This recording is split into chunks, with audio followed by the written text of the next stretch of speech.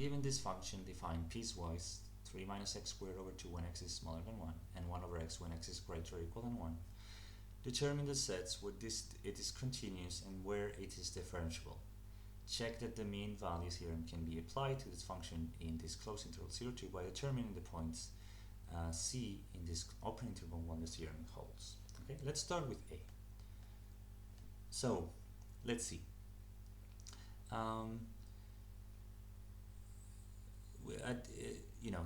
When x is smaller than 1, right? Then this function 3 minus x squared over 2 is continuous, right? So f is continuous in minus infinity 1, right?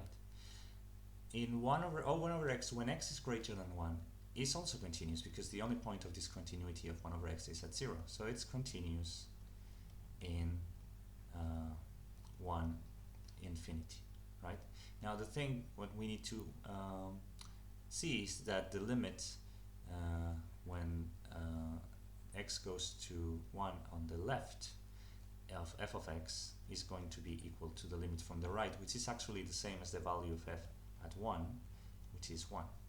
So now the limit when x goes to 1 on the left of f of x is the limit of this function when x goes to 1, but this is exactly 1, right? It's 3 minus 1, 2 over 2, 1.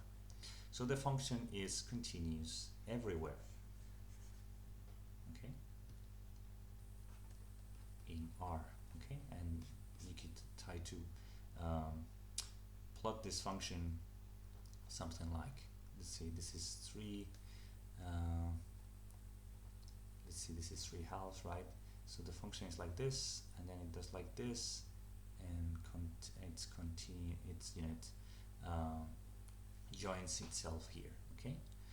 Okay, so it's continuous everywhere. Now what happens with the derivative? Is it differentiable everywhere? Well, we can compute the derivatives of the 2 points here, the 2 functions, and so this is minus x when x is smaller than 1, right?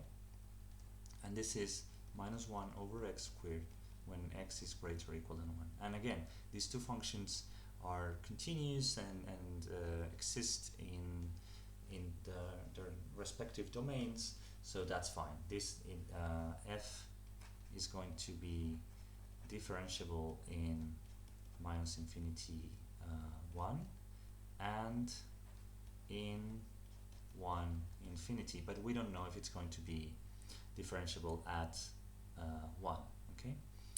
In order to do that, we can apply the definition of the derivative and say the limit when x goes to 1 on the left of f of x minus f at 1 divided by x minus 1, and see if it coincides with the limit when x goes to 1 on the right of f of x minus f at 1 divided by x minus 1. But this actually amounts to saying that the limit when x goes to 1 on the left of this derivative is the same as the limit when x goes to right of this function, okay? So if you apply this definition here, you will get the same thing as if you apply the same definition here, okay? And so let's see, in this case we have the limit of f prime from the left is minus 1, and the limit of f prime on the right is minus 1. So the slope is actually the same. The function is differentiable in R as well, okay? So it's continuous and differentiable in the whole of R. Good. So now let's go for the second part. Check that the mean value theorem can be applied to this function. Well, it will, because it's continuous and differentiable everywhere in this interval 0, 2 by determining the points C where the theorem holds. Okay, so what this theorem says is that the value of f at 2 minus the value of f at 0 divided by 2 minus 0 is going to be the same as the derivative of the function at some point C, where C belongs in this interval. Okay, now we have f at 2 is 1 over 2, and then f at 0 is 3/2 divided by 2.